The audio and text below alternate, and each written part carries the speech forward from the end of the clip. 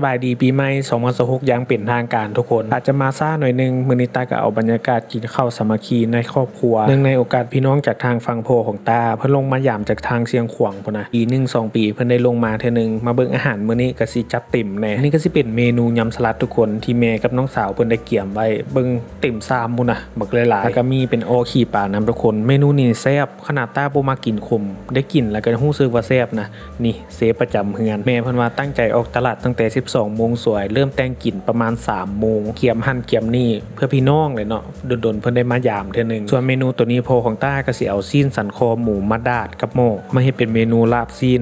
เมนูนี่เพิ่นลงมือเฮ็ดเองกับมือเลยโดนๆได้ที่จะเห็นโพของต้าลงมือเกี่ยมเครื่องวัตถุดิบแล้วก็เฮ็ดเองส่วนเมนูต่อมาก็สิเป็นแกงป่าหม้อบักใหญ่ทุกคนแถมยังมีลาบป่าน้ำอีกตัวนี้ก็สิเป็นฝีมือของแม่ต้าเฮ็ดเองต้าเลิกการมาแต่ห้องการมาเฮ็ดเมนูหลายๆแบบนี้นะก็ถามแม่ได้ป้าสิมีแขกมาเฮือนบ่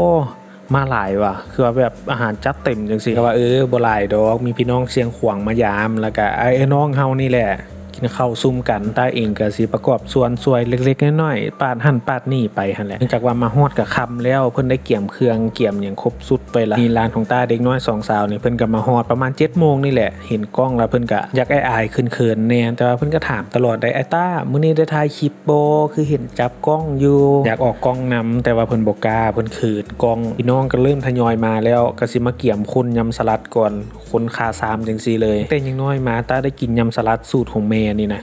แบบรสชาติบ่เคยเปลี่ยนเลยยังน้อยได้กินรสชาติแบบใดตอนใหญ่มาก็ได้กินรสชาติแบบนั้นแซ่บบ่เคยเปลี่ยนไว้หลายๆคนที่เบิ่งวิดีโอนี้อยู่ก็สิมีเมนูที่มักเมนูในใจในตอนยังน้อยที่แบบพ่อกับแม่เพิ่นมักเฮ็ดให้กินแล้วแบบติดใจมาจนฮอดปัจจุบันตอนใหญ่นี่มีเมนูใดแน่ทุกคนก็สามารถแชร์บอกกันได้เขียนไว้อยู่ในกล่องคอมเมนต์บางเทื่ออาจจะเป็นเมนูที่มักคือกันก็ได้เวลาสมมาพาควรเฮาก็สิพากันมากินข้าวอาหารเต็มโต๊ะทุกคนเมนูคำทำอิฐตาก็สิซีมเป็นยำสลัดก่อนหมู่ก็คือว่าแหละแซ่บบ่เคยเปลี่ยนมีอีกหลากหลายเมนูเลยตาอาจจะซีมบ่ครบเพราะว่ามันหลายแฮงนะวิดีโอนี้ก็สิเอาภาพบรรยากาศมาให้ทุกคนมาเบิ่งประมาณเท่านี้ Enjoy eating ทุกคน